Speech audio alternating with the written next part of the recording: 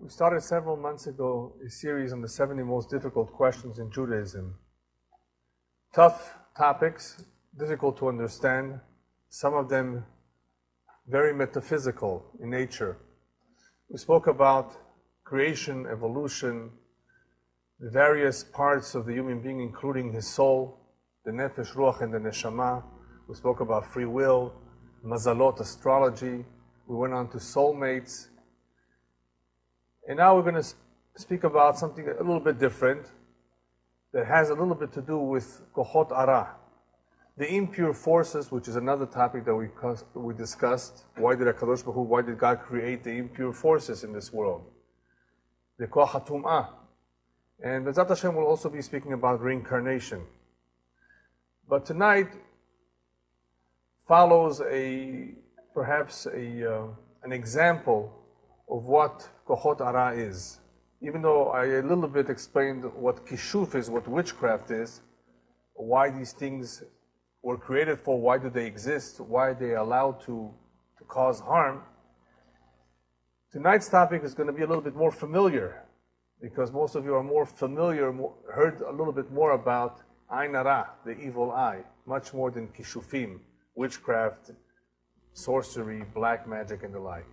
And eventually we'll talk about another related topic, is why is it that there's so much evil in this world, that what appears to us is that the righteous suffer and those who are evil prosper. Why are there illnesses, disease? It's pretty much all similar, all related, but each one has to be dealt with separately. Aiyn hara, evil eye, is something very, very unique that both Sephardim and Ashkenazim are familiar with. Some are more in tune than others. Some are more sensitive to it. Nevertheless, it is something that we need to be a little bit aware of. And that's why we're going to talk about it tonight. What exactly is the Aiyn hara, the evil eye that so many people are scared of and wear all sorts of amulets, including the red string, right? We'll talk all about that tonight. But we first have to give an introduction about this topic. What is tov and what is ra? Many of us are familiar with the concepts of good and bad, but we don't really understand what they are. Because in human terms, what is good for me may not be good for you. In other words, good is something which is relative. If it's good for me, it may not be good for you. If it's bad for you, it may not be bad for me. So these concepts are really relative. What we're interested to know is what is the ultimate good. The ultimate good is discussed in Parshat Bereshit in the very beginning of creation. When Hashem created the world, He says about many things that He made, Ki tov, they are good. Why does He have to tell us they're good? Isn't it obvious if He makes them, they're good? When God makes something good, He makes it perfect. So the tov, the ultimate good, is something which is perfect or complete. It's something that serves the ultimate purpose. The mesharet et hatachlit. In other words, it's useful. He designed it for a purpose. And the tov lekulam. It's good for everyone. So when Hashem says something is good, it means it's perfect, complete. It serves the purpose, the ultimate purpose, the tachlit of why this world was created for, and it's good for everyone. What about ra? Then what is evil? What is bad? Well, we first have to keep in mind that anything that is bad does not come from Him. As the pasuk says, "Mipi elyon lo tetzeh araot," as we read in the Megillah of Eicha on Tisha B'Av, Eliyahu says, from above nothing bad comes down, because Hashem is all good. So there's nothing bad coming down from Him. Even though certain things come down from Him that appear to be bad, it's because it is our perception that tells us that they're bad, but they're all good. But nevertheless, there is something negative and bad in this world, but it's man-made. Usually it's man-made, unless we talk about the evil forces. So that which is bad in this world is the exact opposite of good. If good is something that is complete and perfect, then what is bad? Something incomplete, something which is lacking. Okay? something which ultimately, of course, serves the purpose, the big picture of the creation, but in its operation, bad is negative. It's not positive. So if we're talking about bad right now, we're not talking about punishments. We're not talking about illness and disease, because that comes from above too, in a sense. If it's meant to be, then it's part of the package deal, part of one's mazal. It could be a tikkun, a kapara, an atonement, and so forth. And eventually we'll talk about that. We'll elaborate about what use is it and what does it serve? What is it meant to accomplish when one becomes ill? You know, what is it supposed to be? But the real bad that we're talking about is man-made, something that happens down here below, something which demonstrates lacking. It's incomplete. It's not perfect. Hashem is all good. All right? And therefore, everything that He created and everything that He brings into this world at all times, as we call it in Hebrew, is shefa, is abundance, is love. There are many various terms to describe Hashem's actions in this world. In the Kabbalah, there's actually various sefirot, various attributes of God and how He communicates and how He manages this world in all the various midot, regardless of the various shades and colors, if we can call it that, of His midot, His attributes. They're all good. Even something which is din, which means judgment, is all good. However, as we explained in the past, Hashem did allow, even though He does not bring bad into the world, He allows it to exist. And how does He allow it to exist? Well, He created man, the human being, and this man, this human being, He did not make perfect. And that is why when He finished creating man, He does not say about man, this man is good. Well, he could be a monster. Why should He say good? This is a baby, they're all cute. But let's see what He does with himself. So man is the only one basically where God does not say, this is good. Even though everything Hashem made is good, this creation of mine called man, called the human being, he or she is going to determine in their life whether they will going to be good or bad. They're going to make that decision. How are they going to do that? They're going to be very, very different than all the rest of creation, the rest of animals, planets, and stars. They're going to be given free will. Choice. You do what you want. Not everything what you want, but certain things you'll be given the liberty, the freedom to do what you want. And if that's the case, because the human being consists of two parts, as we explained, the physical body and the neshama, well, it's going to be hard to decide what to do. Because the neshama is good. It's part of Hashem. Chelek Eloka mima'al. It is something divine. The neshama only wants to do good. It is pure. The guf, however, the physical, material body, wants everything for itself. It wants to eat, sleep, enjoy life, have a good time. That's what the physical body is all about. That's the nature of the physical body. You can't change that. So there is a constant struggle between the physical body and the neshama to do the right thing. What is the right thing? What Hashem would like us to do. All mankind, Jews and non-Jews. And that is to preserve this beautiful world, to keep it going, to keep it running, to follow His instructions. That would be doing good. But man, because he has free will, can sometimes do bad. He can sometimes cause harm. And that is where the Ra stems from. That is where it comes from.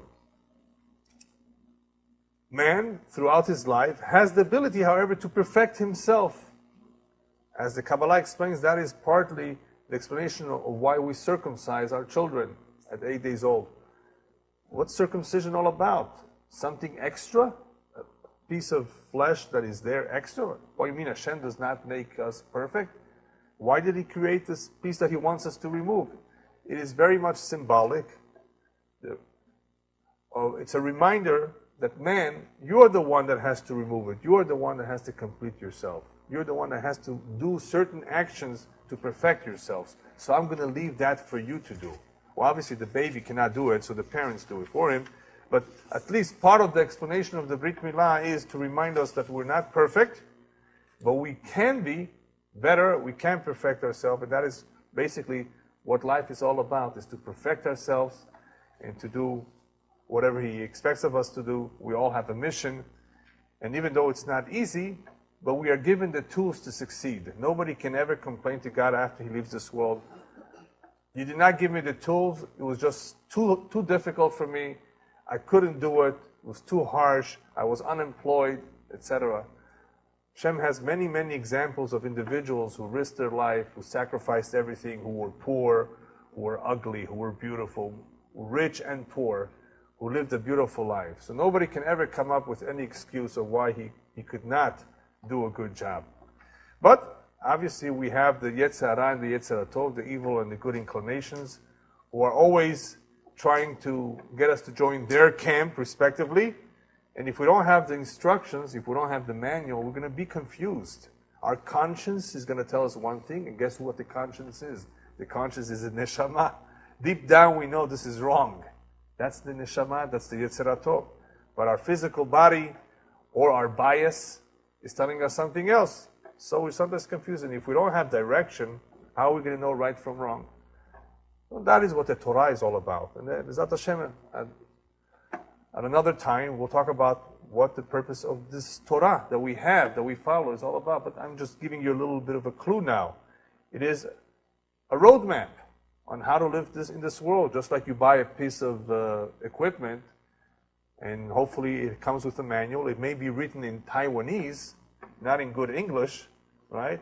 But I think most of us will be able to figure it out, how to make the computer work, how to make the dishwasher work. Without it, we're not going to at least know how to best take advantage of this very sophisticated piece of equipment. And the human being is quite sophisticated. Life is somewhat complex. And if you don't have direction, you will not be maximizing your time right. So briefly, in this world, because man has free will, he has the ability to do mitzvot and ma'asim tovim, good deeds. And in this way, he builds the world, preserves the world. He's a partner in creation. Or he has the choice, the ability to do avonot, to commit sins, transgressions. And what do? They cause a kilkul. They cause a short circuit in the system, in this creation. They go against the will of God. They do not accomplish what was intended to accomplish. On the contrary, they're destructive. Avonot, whichever they may be, and the non-Jewish world has 7. If they're not observed properly, they cause problems. They cause us a lot of trouble. Whereas mitzvot and ma'asim tovim, not only are we doing what is expected of us, we're actually doing something good and beneficial to this world. In the same way that mitzvot and ma'asim tovim allow the shefa, the abundance, to flow, to continuously flow from above to below, avonot, the sins, cause a machsor, or a giraon. They cause a shortage of the shefa. Whenever there is famine, lack of rain, trouble, epidemics, it is the exact opposite of shefa. It is a lack of abundance. If anything, it is destructive. That is a mirror image of human beings' behavior. Because everything in this world, as the Kabbalah explains, is everything is midah keneg midah. It's measure for measure. We have to have some signals and some sort of communication to us from Him. I mean, He doesn't talk to us. He doesn't send us an email, right? There's no chat mode with Him. How is He going to tell you that something is wrong? Well, one way He does it when we don't have prophets. I mean, when we had prophets, it was prophets. But we don't have prophets today. He does it through nature. We break our laws, nature breaks its laws. In other words, if something is not right in nature, in the functioning of this beautiful, perfect world, remember we just said the world is perfect? Wow!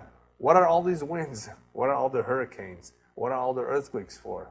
Where's this perfect world? Well, if man is not perfect, how is he ever going to know that he's doing something wrong? So we have this system built in that communicates to us if we're willing to listen. Not everybody listens. It's intended on a global scale and also on an individual scale. Bezat Hashem, eventually we'll talk about it. How is one supposed to know that what is happening to him individually in his personal life is a coincidence, which there aren't any. There are no coincidences. What I really mean, is it part of the mazal? That's it, I was born with this package deal. Or is it perhaps because of some accusation against me? Something that I specifically did just yesterday or a month ago or a year ago Now it's haunting me. Now it's coming after me. How am I supposed to know what it is? Maybe it's in the genes? Right? What is it? So there are ways that one can figure out what is happening to him. Now, we spoke about good deeds and sins. Okay, what is the source of a sin? Where does it all begin? How does it form? Rabbis tell us there are two agents of sin, the eyes and the heart. The eyes see, the heart covets, and after the two join forces, the hands and feet complete the job, whatever the sin is. The eye is more dangerous than the heart, because if the eyes would not see, then the heart would not cover it. In Kriyat Shema we say, Lo taturu acharei levavchem v'acharei einechem, right? The Torah warns us, be careful not to go by what your eyes see and by what your heart covets or wants. But wait a minute, it should have said it the other way around. It should be the eyes were the ones to see first, and then the heart covets. But in the Kriyat Shema it says just the opposite. Don't go after what your heart desires and what your eyes see. So which one comes really first? It appears to be that the Torah is telling us the heart is first, right? Or is it the eyes first? Which one is it? We would think the eyes come first. The Torah reveals to us the heart is where everything is sown. In other words, the seeds are in the heart. Why? Because you would not see if you did not have the curiosity to see, to look. So it first begins in the heart. Lo taturu acharei levavchem, then v'acharei einechem. If you would not have the desire, the curiosity to see, then you wouldn't see. Nevertheless, even though it all began in the heart, and the heart has many, many interests and desires and wants, nevertheless, the more dangerous one of the two are the eyes. The eyes are the ones that cause us most of the trouble. Why is that? The rabbis tell us that it's dafka al yidei ha'einayim sheyetzer mitchazek. Is dafka, in other words, mostly through the agent called the eye, that the Yetzer Hara gets all its power from. And the rabbis tell us, "En ha'yetzer sholet ela b'ma she'einayim ro'ot." The Yetzer would not have any control if the eyes would not first see whatever it is that they're seeing. So somehow, it is the eyes that engrave in themselves a picture of what they see out there, and that is what leads them to have certain desires. Blind people, I think there have been various tests conducted about it, are not necessarily going to have the exact same desires as those who can see, because they can see. And we're not talking here about desires or physical needs. If you are hungry, the body is going to let you know. It's going to sound an alarm that you need to eat or drink. We're not talking about bodily needs right now. Where the eye sees and where trouble begins from the eye is the area of, I guess you can call it spiritual needs, but it's not really spiritual. These are needs that are not really part of the body. They're more part of the spirit. For example, I'll give you an example. Kavod, honor. Honor is not a bodily need. The people who want to be respected and honored, according to the Kabbalah, kavod is a problem that the ruach has, not the nefesh. The nefesh is that spirit that is closest to the physical body, to the heart. The ruach is a little bit higher. The neshama is higher than all of them. The ruach is the one that, or the ruach part of the nefesh, if you want to be more exacting, the ruach is the one that has this need to be respected or to be honored. So we're not talking about real physical needs, we're talking about out-of-body needs. Needs that many of us feel we want to have, we crave, like money. Money is not a physical need, right? It's more of an aspiration, it's more something that gives us security, right? It's not a physical need, right? So all of these needs that are not physical, but are nevertheless needs, are in the eye. So the eye is the one that generates a hisaron. more than the heart, it is the one that generates the feeling of lacking. It is lacking something. It wants something. Because it sees what other people have. It sees what there is out there in the world. Right? It creates or generates this sense of wanting to have these things that it sees. Rabbis tell us something incredible. Before a person leaves this world, he sees the angel of death.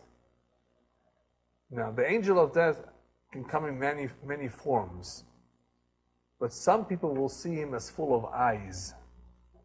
Malach hamavet maleh einayim, they tell us. And not everybody sees him as full of eyes, but some will see him.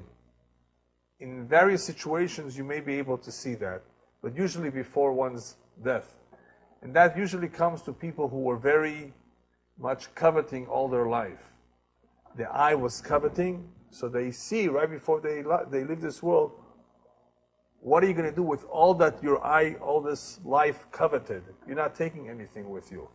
All of your mistakes, if not the majority of them, were because of what your eye saw and because of what you wanted that may not have been good for you. So the Yetzer Hara, or actually the Malach HaMavet, the angel of death, appears as something that is full of eyes, meaning that the source of all evil, the source of all problems, is all the source of man's downfall, his mistakes, his evil doings, is all from this eye that has been wanting to have certain things.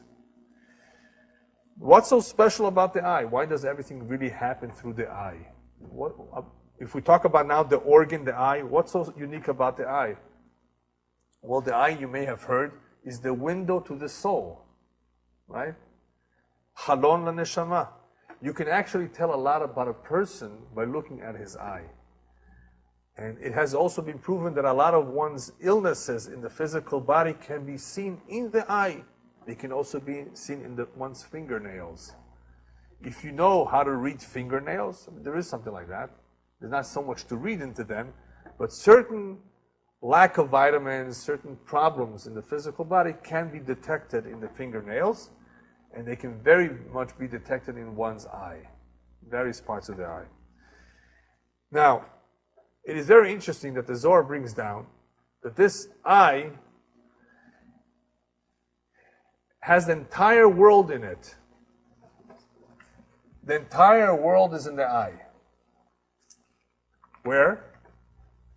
For those of you who have studied the anatomy of the eye, the white part of the eye, as it's called in the anatomy of the eye, is called the sclera. Right? You would know. The sclera, the white part, represents the ocean. The ocean, the waters of the oceans are more abundant than the earth and the continents, right? The iris, which is the round part of the eye, which is either blue, green, brown, which help to open up the pupil. The muscles in the iris are the ones that expand, contract, to allow the light to go in through the black pupil. That's the iris. Okay? The iris represents the yabashot, the continents, the earth. And the pupil, the black dot, you can say either represents man, or as the Zohar says, represents Yerushalayim, or another version says it represents the Bet HaMikdash, the center of the earth. There are various opinions as to what each one represents. And there's also room for explaining what the cornea is, which is another part of the front of the eye, as opposed to the many things that exist in the back of the eye. Anyway, every organ of the human body is representative of something in this world and has tremendous symbolism, but the eye is very, very special. And actually, it just reminds me that of all creations in this world, the one that gave the most difficulty to Darwin, who believed in evolution, was the eye. He says, the eye gives me a lot of trouble. It doesn't let me sleep. In other words, that one I can't explain through evolution, because it's such an incredible piece of machinery. I mean, a camera works like an eye. An eye works like a camera, however you want to say it. It's incredible. How could this all happen by itself? There's exactly 6 muscles from the back in everyone's eye, except for, I mean, not everyone. When I say everyone, I don't mean vultures and dolphins, because their eyes are, even though they're similar, they're not exactly the same. Exactly the same amount of muscles, exact same retina, exact same optic nerve that takes the picture and that is upside down and communicates it to the brain and focuses. I mean, it's an incredible piece of machinery, this eye. So it was giving them a hard time, the evolutionists. And we know, of course, that everything was designed by Hashem. This is the ultimate design. I mean, this is an incredible piece of machinery. So anyway, so it is through this eye that many images are engraven, good and bad. This eye is very, very sensitive. Why is it sensitive? Because the same eye that we just said before reveals to us a little bit about the personality of this individual. It is also through the same eyes that expressions of feelings and emotions, sadness, happiness, crying, all of this comes out through the eyes. An incredible organ that tells us a lot about the person and tells us a lot about how he's feeling. So now that we have an idea of how important this eye is, we also have to realize that this window of the soul is a very sensitive organ. In what way? I'm not talking about dust right now coming into the eye. Sensitive to what it sees because of the impression. Everything is recorded. Things that you have seen when you were 2 years old, you may remember. 2 years old. You were just 2 years old and you remember them better than what you did yesterday. They're engraved. So this sensitive organ, you know what sensitivity it has? This window to the soul, even though it's a window to the soul, it has tremendous sensitivity to this physical material world. That is, after all, where we're living. We're living in a physical material world. And this eye, that is the go-between, the window between the soul and the outer world, it is very sensitive to what it sees. It just, takes a look at whatever it sees and records. And because it records everything, it causes the human being all sorts of problems. This eye, as we said before, the first thing it does is it generates a sense of wanting, of something is missing. It sees something, it wants it. It would like to have it. It would like to try it out. That is one of the things that the eye does when it sees and records an image. But besides all the wants and desires, the most important one of all, the most important observation of all is that we need to know and be concerned about is how the eye looks at the world in general. Alabriya, ההסתכלות שלה, its observation of how it sees life and people. Is it an optimist? Is it happy, wanting to contribute, wanting to go along and cooperate? Is it a positive eye or is it a negative eye? It sees everything enviously, wanting everything for itself, not wanting to share.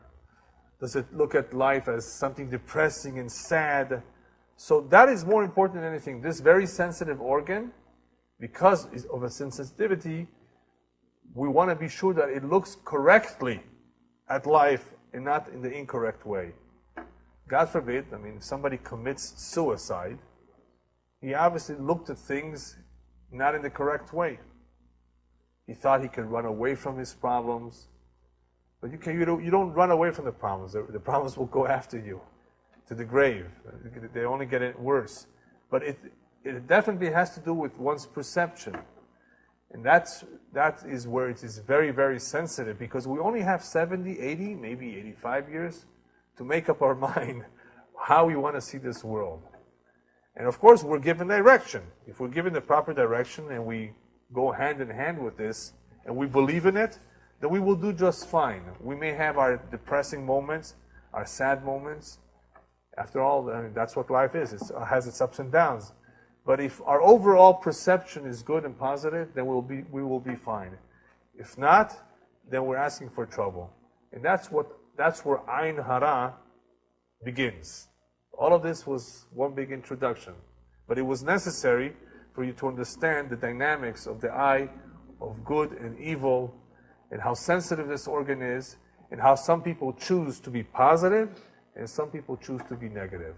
And that is where the trouble begins, with those who are negative. What's the difference between those who are positive and those who are negative? Those who are positive are not necessarily interested in themselves. Why?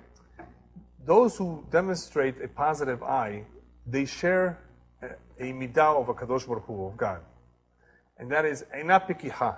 Hashem has not a physical eye, because he's not physical, but his eye looks down to this world with compassion, with love, trying to do everything right. I mean, Hashem does everything right, but to supervise the world. Eina Pekiha. Eina Pekiha means an always constant eye looking out for creation.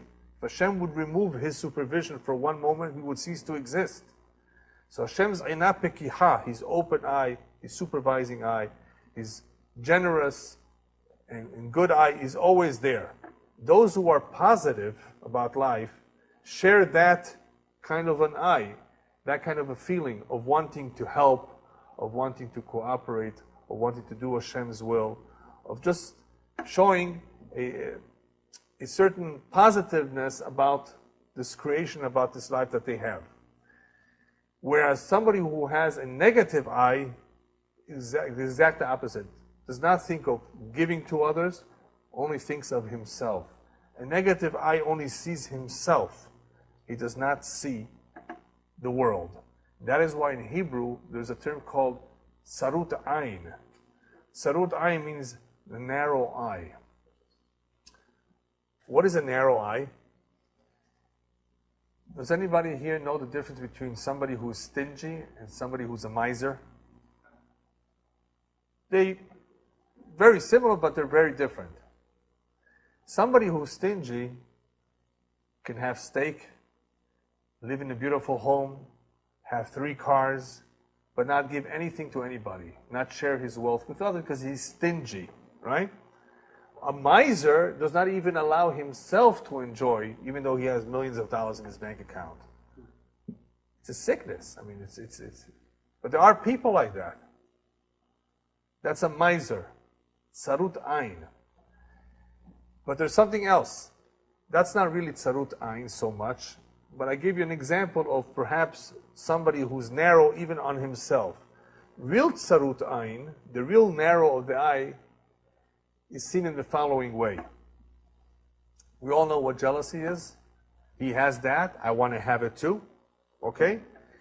The narrowness of the eye, or Sarut Aiyn, means I don't want him to have what he has. Ani lo mefargem lo, as we say in Hebrew. That is worse than jealousy. Jealousy just means whatever he has, I want to have. Okay, it's not the best thing in the world. He has a Lexus, I want to have a Lexus, not me, right? But kin'ah, jealousy. A lot of people are jealous. You know what Sarut Aiyn is? I'm not happy for what he has, even though I have the same thing that he has, or even though I don't want what he has. I don't want him to have what he has. You know people like that? There are people like that.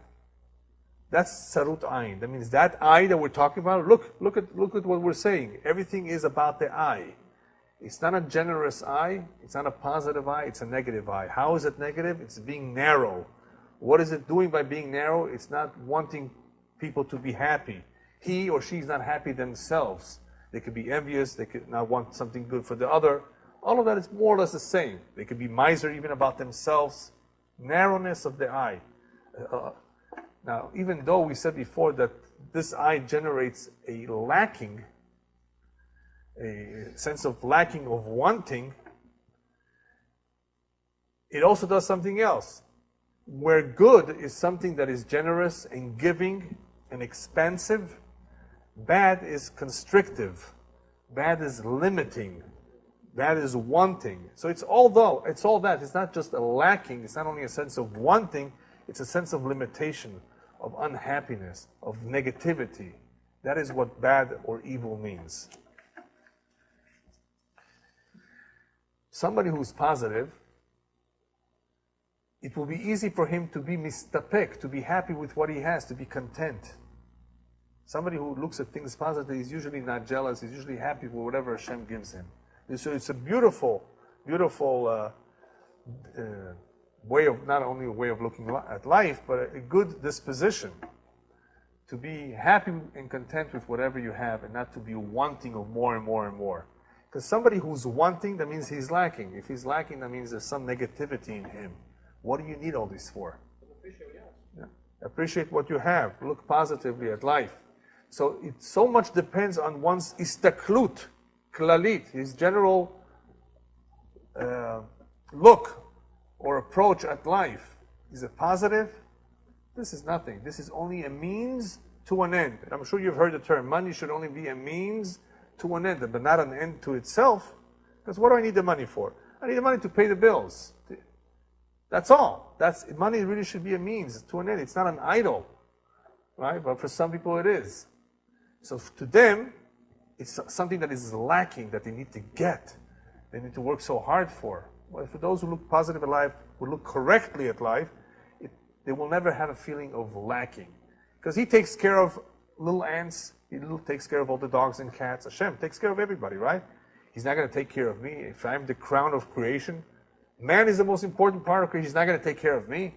He's going to give me whatever it is that I need. So that is the big difference between a good eye and a bad eye. Now, what happens in this world, in this creation, is that all the evil forces that we talked about, the kishufim, the witchcraft, the evil eye, the negativity, they all gang up and gather in the same club.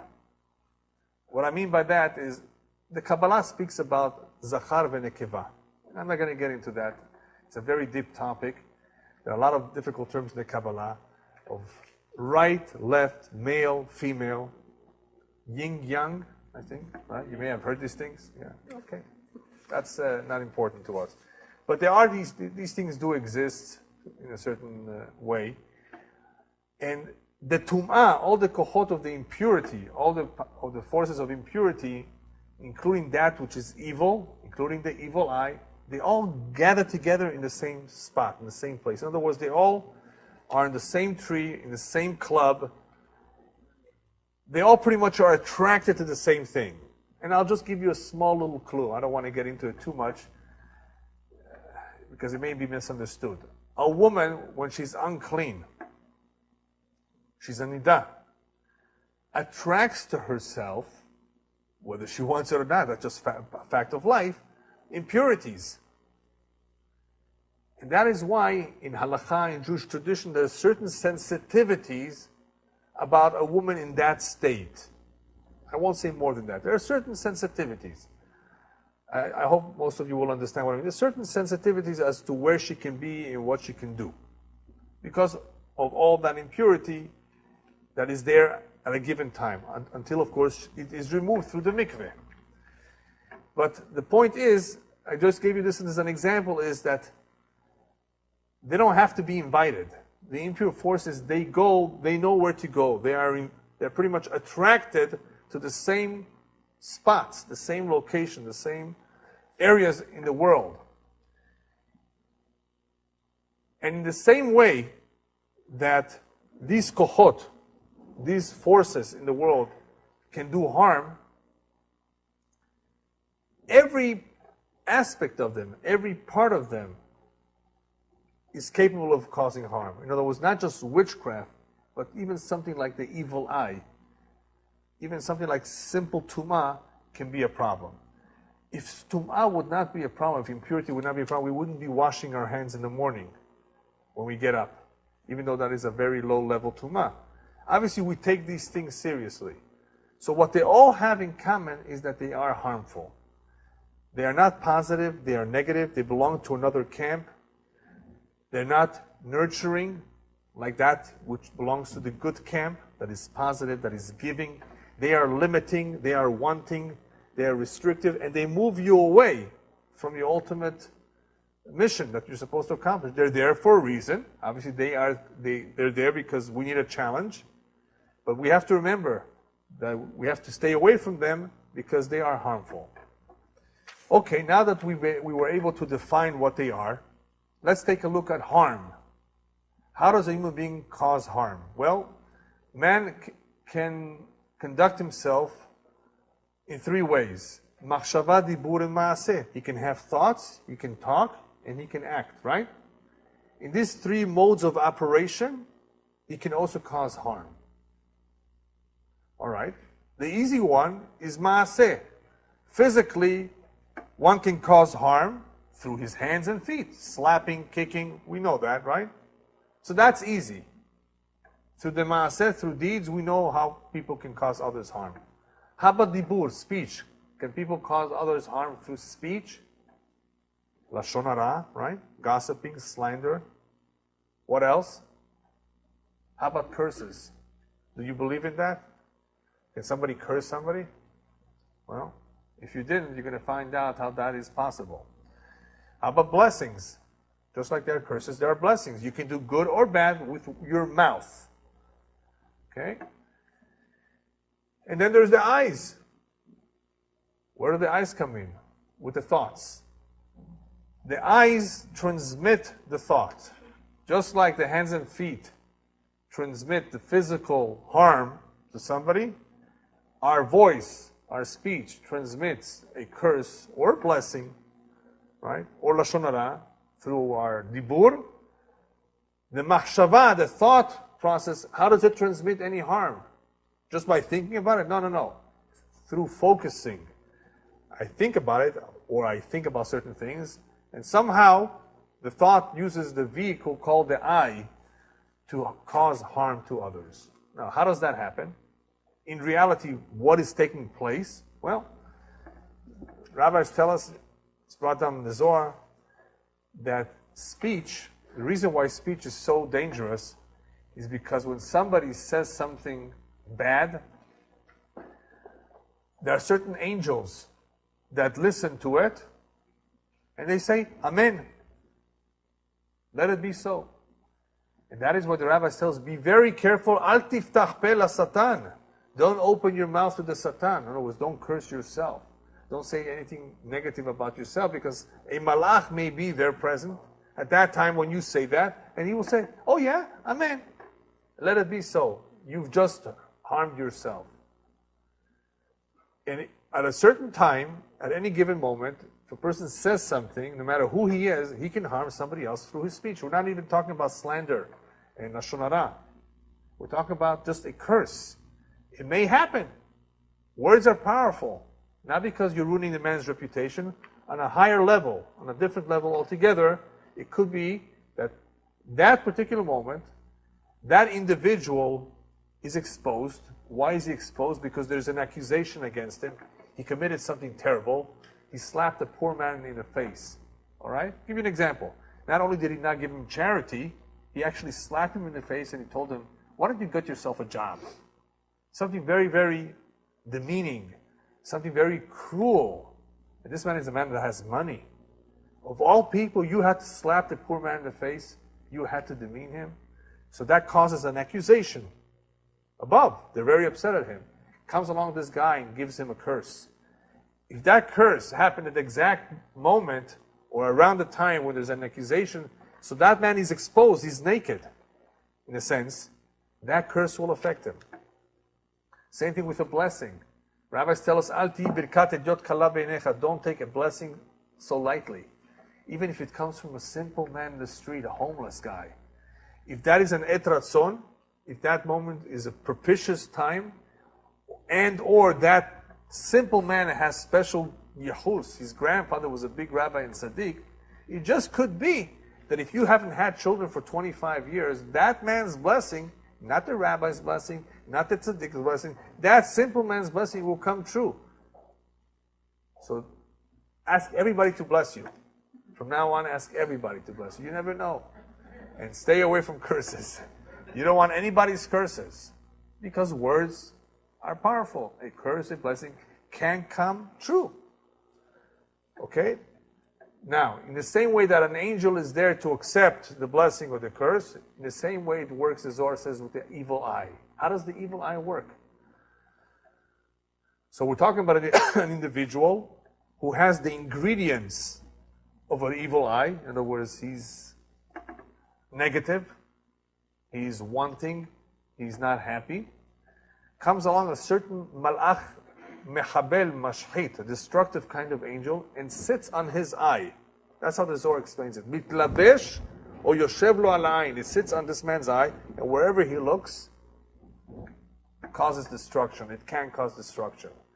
There's a certain energy that leaves that eye, if we can call it energy, that harms whatever it sees.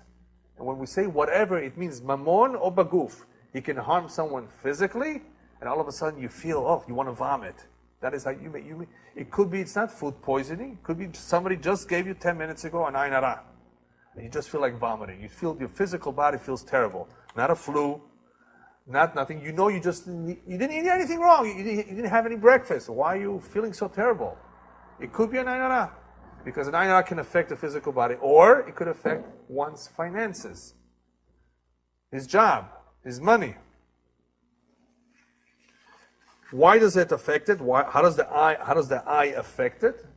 On a Kabbalistic level, the way it happens is because make believe there is a tube, there's a pipe coming down from above into every soul, into every human being in this world.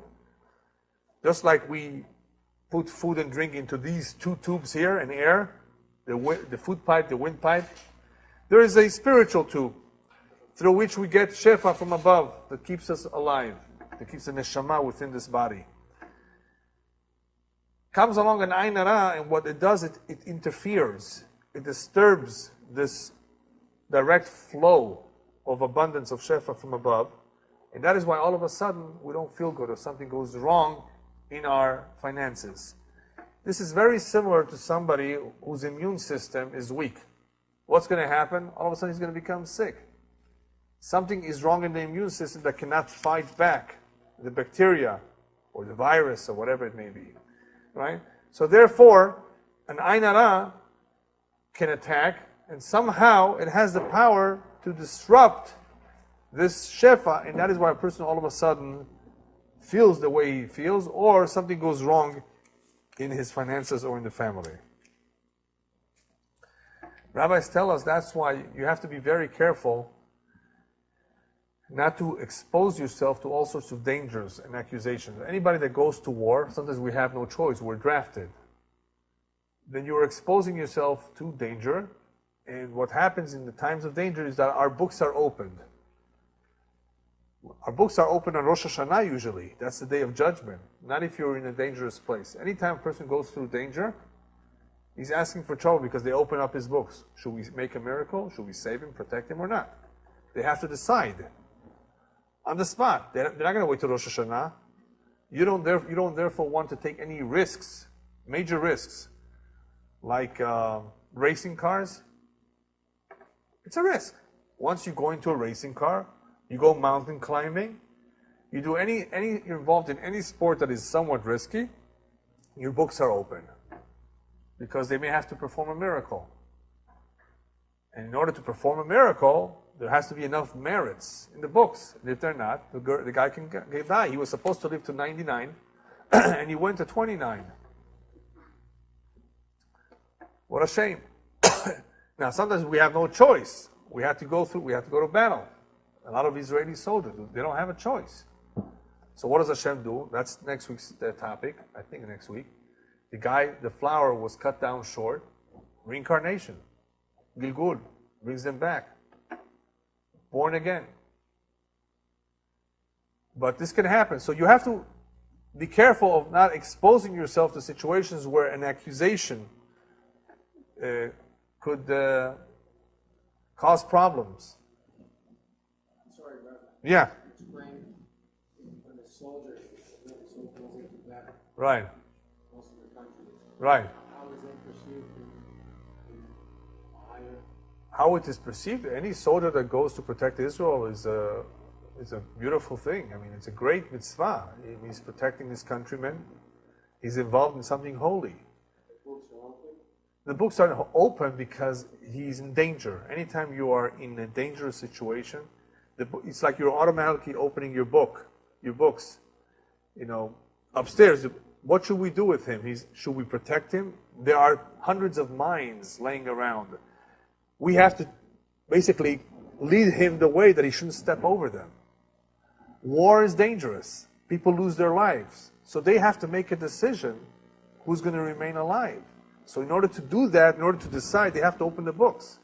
Somebody that's going through a triple bypass, that's a dangerous situation.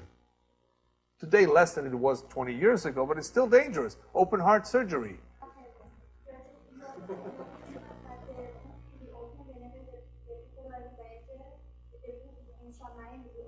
Right.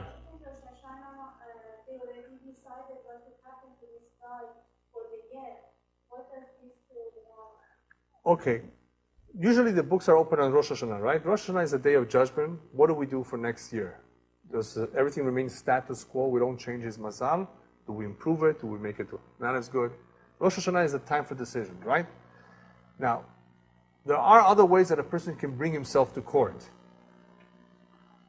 Somebody does not have to sue you to take you to court. If you drive without a license, you may end up in court too, right? There are other things that can bring you to court, right?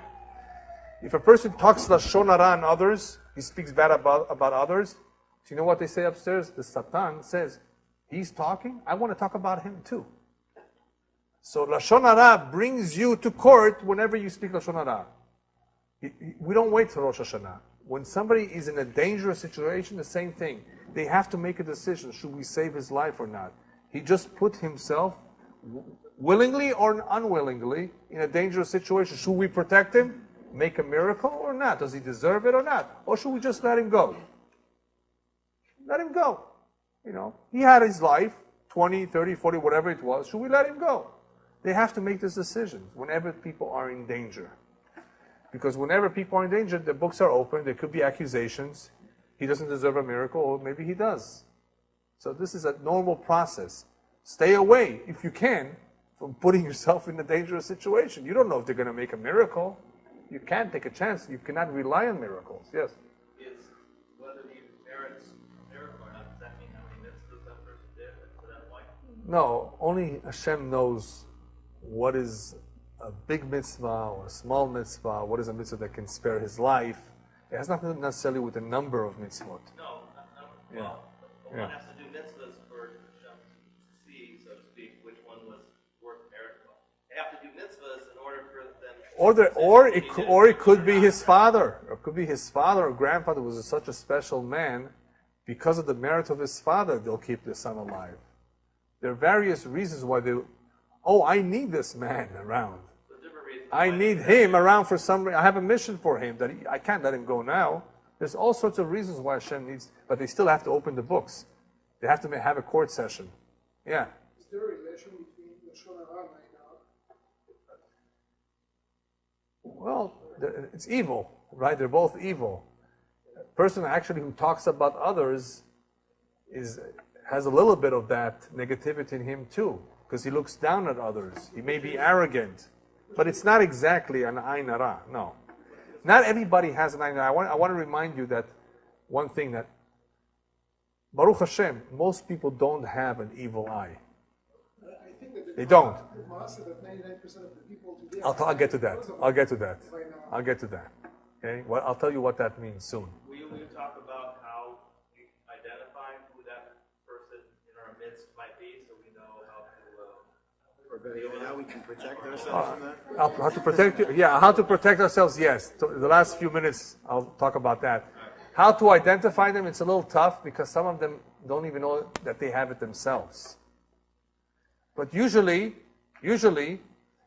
if you detect somebody who's very, very negative, envious, and looks at you in a strange way, then you want to run away from them. Yeah. Yeah. Everything okay? Yeah. So we'll talk about that at the end. Yeah.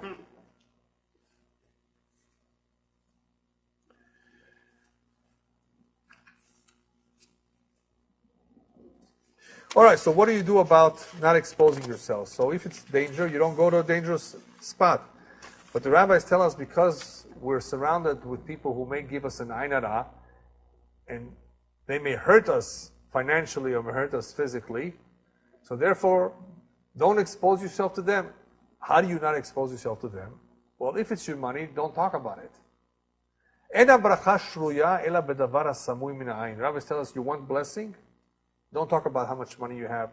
Don't talk about too much about how much money, how you make your money. Don't talk too much about your money.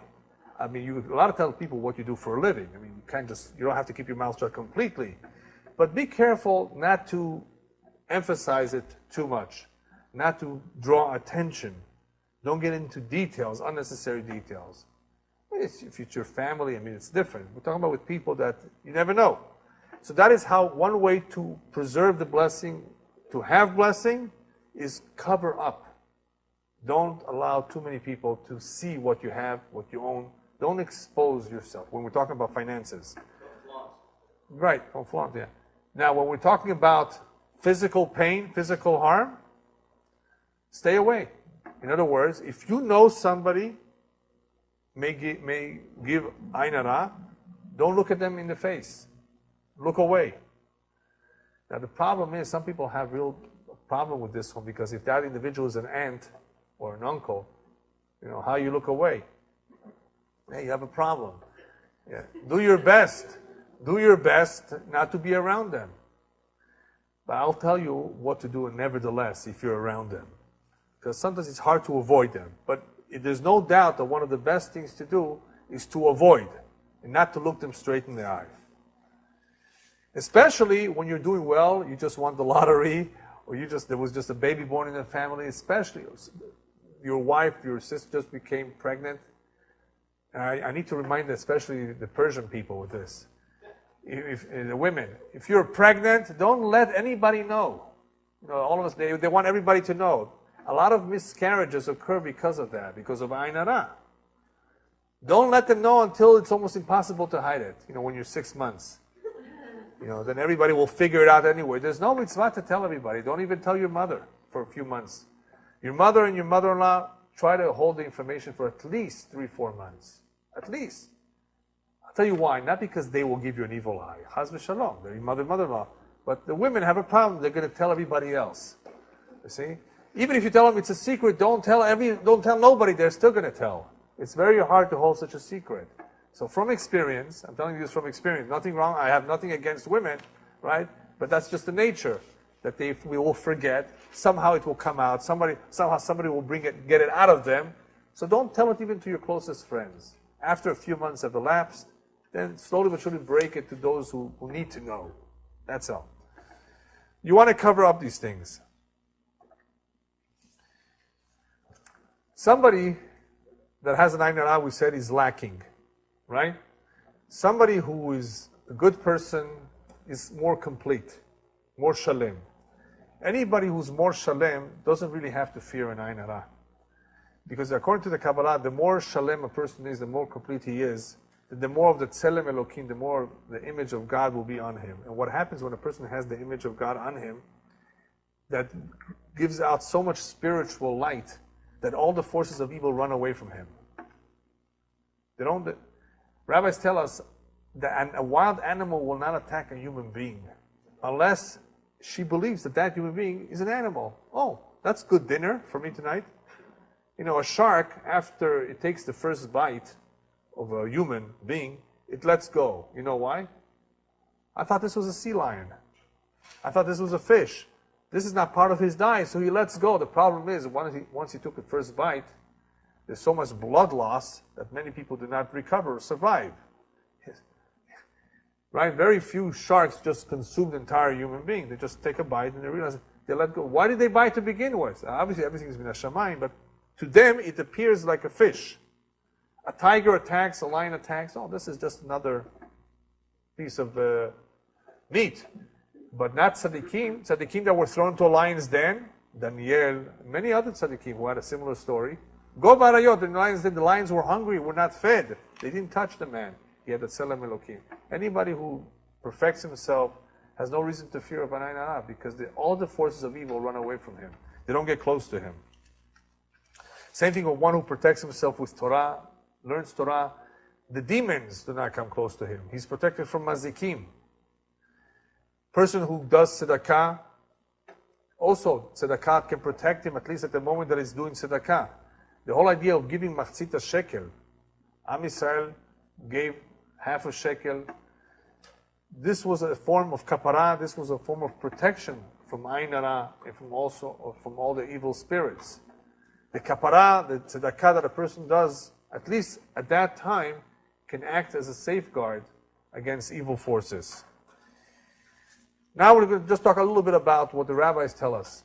Rabbis tell us that 99% of people die of Aiyn Hara and 1 die of natural causes. What does that mean? Many people, when they learn this Gemara, they don't understand it well because it's really more profound.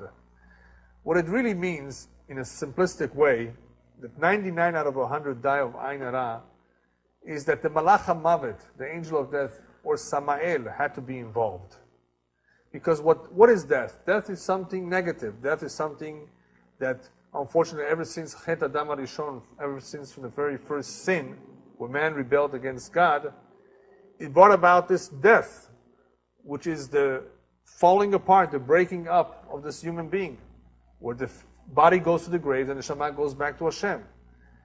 That breaking up, that taking away the body, that putting that body into the ground and causing it to decompose, that is a part of that camp, the negative camp, the Ra, not the good. They have their share here. That body now becomes tameh, unclean. They have their role to play in this death. When one is shalem, when one is complete, he dies what's called through mitat neshika, through a kiss of Hashem. The Malach HaMavet, the angel of death, is not involved. There's no real tumah in a sense. A lot of big tzaddikim, their body did not even decompose. They've sanctified their body. They've become complete. So therefore, they don't have an Aiyn Hara. It doesn't mean that an Aiyn Hara brought about their death, necessarily. It just means that the forces of evil are causing this to come. Now, it is true, you can say that because of all the Aiyn Hara that has accumulated over life, and there are various degrees of Aiyn Hara, some more heavy and some more less, that this little by little brings about an illness and brings about a weakness, but that is not the ultimate cause of death.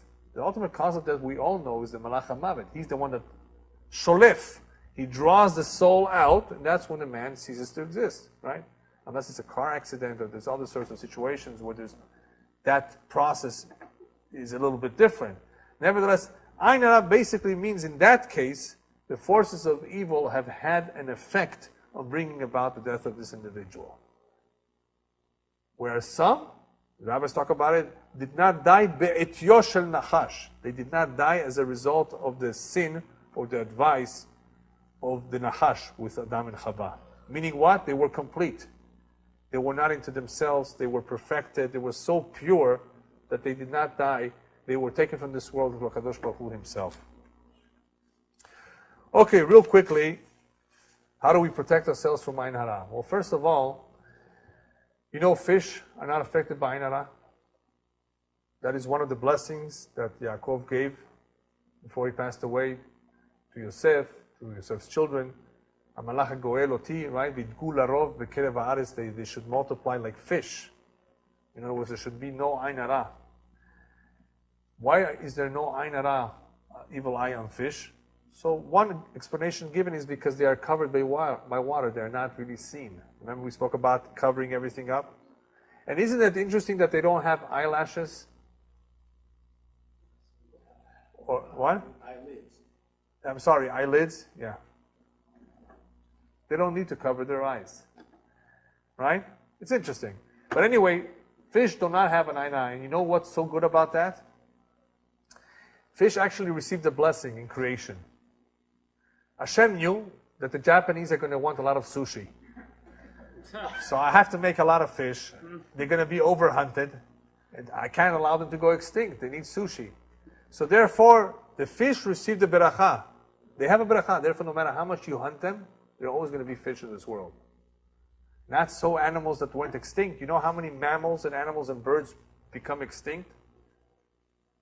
In this century alone, there was a tiger called the Caspian tiger in Iran, Tajikistan, Afghanistan, Eastern Turkey, and parts of Uzbekistan. Also, that whole area around the Caspian Sea. A Caspian tiger. It looked a little bit different than the other tigers. It's no longer around. The last one was shot in 1959. Yeah, I can give you a whole list of animals that have become extinct. There are no lions in Israel today. Only a few leopards left. Right? Animals can become extinct. Dinosaurs became extinct. The mastodon, the mammoth became extinct. There are many animals that have become extinct. Anybody here ever heard of the dodo bird? Not around. As far as we know, it's not. Animals can become extinct because they don't have a beracha. And if they're overhunted, there's disease or other problems, then nature takes its course. It's going to happen one way or another. Hashem did not promise that they're going to be around forever. He only promised that the Jewish people are going to be around forever. That, yes, but not everybody else. A lot of nations disappear too. Fish are around. So in fish, there's no Aiyn Hara. There's nothing that can harm them, really. What's so special about fish? Not because Japanese need it. That's just a joke. But fish are purer. They are on a purer level than the rest of the animal kingdom. And that is why they don't require shahita. You don't need to slaughter a fish. You just take it out of water and you bang it on the head because you can't eat it raw, right? Alive. And once it's dead, you're allowed to eat it, however you want it. Well made, raw, whatever you want. Fish is purer, and because it's pure, it does not require the tikkun of shahita. Shahita is a form of tikkun for the animal. That's another subject. Okay? And therefore, because they're purer, guess what? That's next week's topic, but I'll tell you a little bit now. Tzaddikim, when they have to come, begilgun and reincarnation, many of them come in a fish. There's even a fish in Vienna, Austria, in the old cemetery. There is a monument, a matzeva, in the form of a fish. My grandfather saw it. And he says, "What's this?" So he went to the Pinkasa Kehila. He went to see the story behind this matzeva. What's this fish? And he read the story. Not too long ago, somebody bought a fish for Shabbat, and as soon as he began to cut it out, to cut up the fish, all of a sudden he hears a voice, "Shema Yisrael." So he took the fish to the rabbi. "What's this?" Now, if he would have asked me, I would have said, "Say shakol niya bidvaron, have it for Shabbat. This is beautiful mitzvah. Forget about the voice." The rabbi, for some reason, told him it's a neshama of some sort of tzaddik, maybe. Go ahead and bury it. And just for everybody to know that this happened, they put a matzeva, a tombstone of a fish. Anyway, there's another story, but I'll tell you next week. That's next week's topic. But anyway, tzaddikim can come in reincarnation into a fish. A fish is purer. Okay, so what do we do for Aiyn Hara? How do we protect ourselves? We can't avoid the people. We know some of them. We suspect them. Okay, one idea is if you wear a linen clothing, pure white, all linen, no wool, no polyester, no nothing, Aiyn Hara cannot affect people who are completely dressed in pishtan lavan, in white linen. Paro wore only white linen. He didn't want them to be affected by witchcraft or any evil forces. Yosef also was aware of that, but Paro did not know that Yosef knows this trick. So Paro, when he saw Yosef coming to him with white linen, what does he do? He takes out Revida Zahav. I want you to wear this beautiful gold necklace too. Because he shouldn't be like him.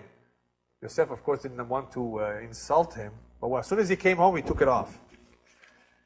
Because they knew the trick of avoiding the evil eye and all sorts of evil forces to wear white linen. Anyway, most of us today have a little bit of a hard time because of style and everything to wear just white linen.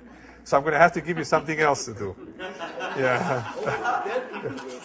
Yeah, that's right. The Kohen Gadol used to wear that. He's right. Dead people, sure, that's right. They have what to fear. The dead people have a lot what to fear. Yeah. Okay. What do we do for sgulot? Sgulot are special remedies for Aiyn Hara.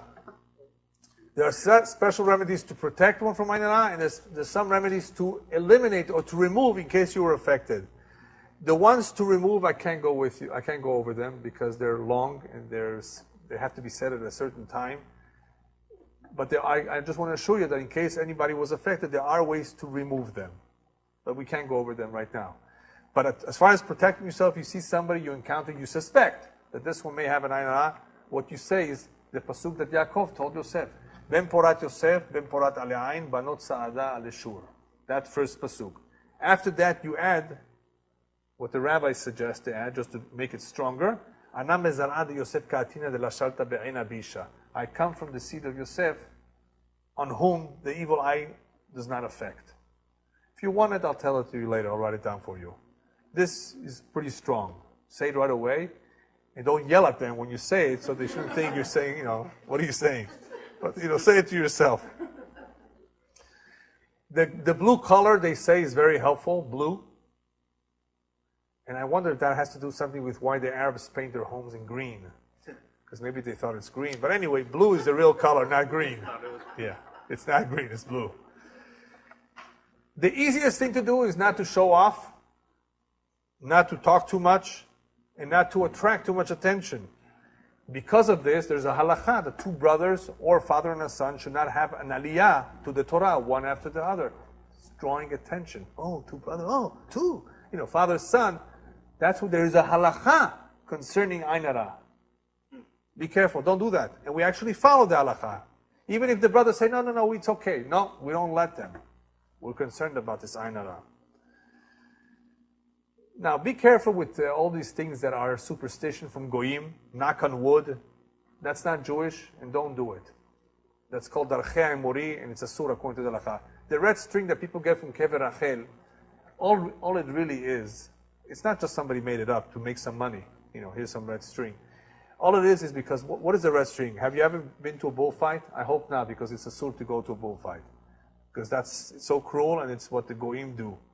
Nevertheless, what happens in a bullfight, I'm sure you've seen, what does the man show the bull? Red. Why red? It attracts him. A red string is supposed to distract the evil eye, to look at the red string and not to look at the person. If it succeeds in doing that, I don't know. But that's what it really is all about. It's to cause a distraction from the person looking at you, looks at the red.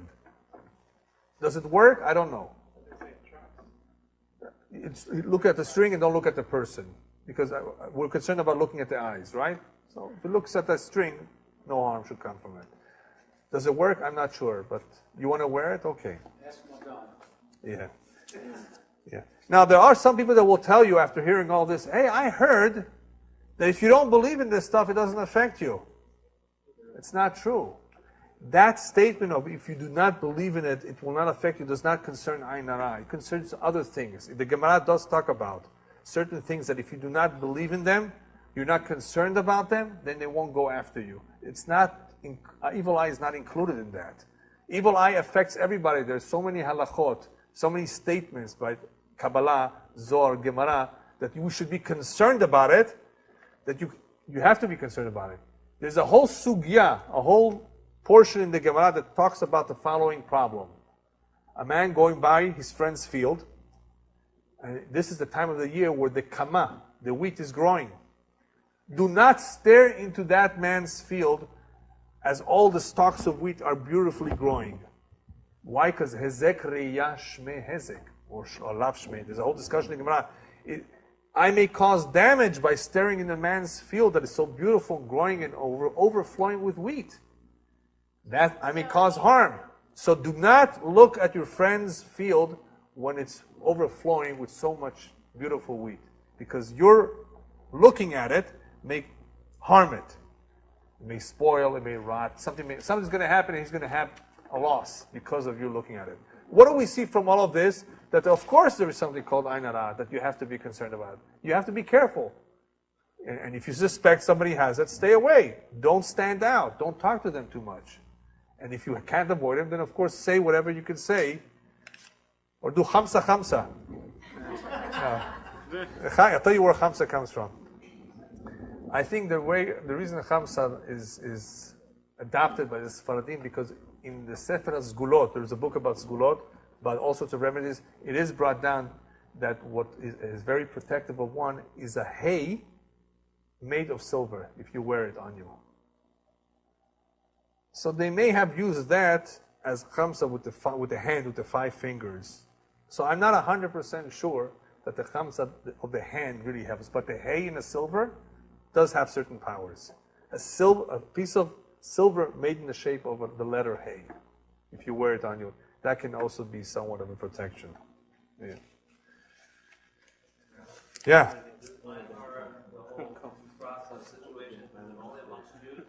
No, it's everywhere. The whole world. The whole world. Yeah. Aiyn Hara, sure. Yeah. Now there are some people who are unaware that they have Aiyn Hara. So my best advice to them is, to anybody, actually to all of us, is the best thing is to work on oneself to develop a positive eye.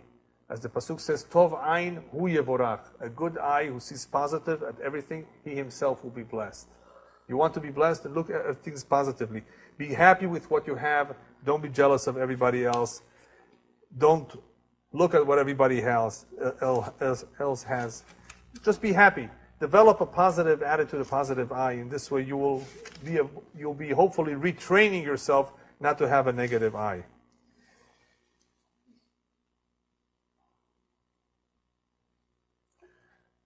Okay, just as a final note, we spoke a lot about the dangers of an evil eye, the negativity that an evil eye has, how people look at life. The eye is a powerful organ. This eye causes many people a lot of trouble in life, whether it's jealousy, or whether it's that they covet something, or whether it's because they look at life the wrong way. In the same way that the eye causes so much trouble and brings down people, the eye is also the source of holiness. If one is careful with his eyes, Shmirat Ainayim as it's called, if one is very careful with what he looks at, does not look at forbidden things, whether it's women or anything else that is forbidden, that is not for him, right? He's able to grow in a tremendous way. The highest levels of Kedusha, of holiness, rabbis tell us, are attained especially through Shmirat Ainayim. Anybody who's very careful with what his eyes are allowed to see will be gifted with Ruach HaKodesh, will be able to have tremendous vision, of knowing things of the future, and knowing things about other people, because of that level of holiness that he has gotten to. And that is, of course, the meaning of V'yitkadishtem v'yitem kedoshim. If you sanctify yourselves, if you do things that are holy, if you look at things positively, you watch your eyes, and you basically attach yourself to holiness, then B'ezrat Hashem, you will be furthest and furthest away from the Tum'ah. The Tum'ah will not affect you. And on the contrary, you will be able to work with the forces of holiness, because in the same way that there are forces of impurity that can cause harm, there are forces of good that can cause a lot of good. All the miracle makers, all the tzaddikim, all the great people that we've had who were able to bless, who were able to see and give advice, where did it all come from? They drew that from the Kedusha. They drew that from holiness. A lot of people may do things like tarot cards, crystal ball gazing, and we'll be talking about that too, that it's forbidden. All of that is drawn from impure forces, and it's not always accurate either. You want to go to people who are reliable, to people who are drawing their koach from the Kedusha, from the pure forces, the forces of purity. And rabbis tell us, it's brought down in Tanat Eliyahu, that anybody can reach those levels, man or woman, Jew or non-Jew. Depending on what their deeds are like, Ruach HaKodesh can reside on them. Anybody, man or woman, Jew or non-Jew, that's incredible. Depending on how their deeds are, that is what they will be drawn to. What that means is that even a non-Jew, if he's drawn to holiness, he can become holy. Of course, those who are really drawn eventually convert, because they feel a certain attraction to that which is divine. There's a certain spark in their soul that is thirsty for divinity, and it's attracted like a magnet. But we have to remember that we all have free will. And because we have this free will, we're always going to be challenged as to which camp we want to join. Hopefully, B'ezrat Hashem, we will join the camp of Kedusha.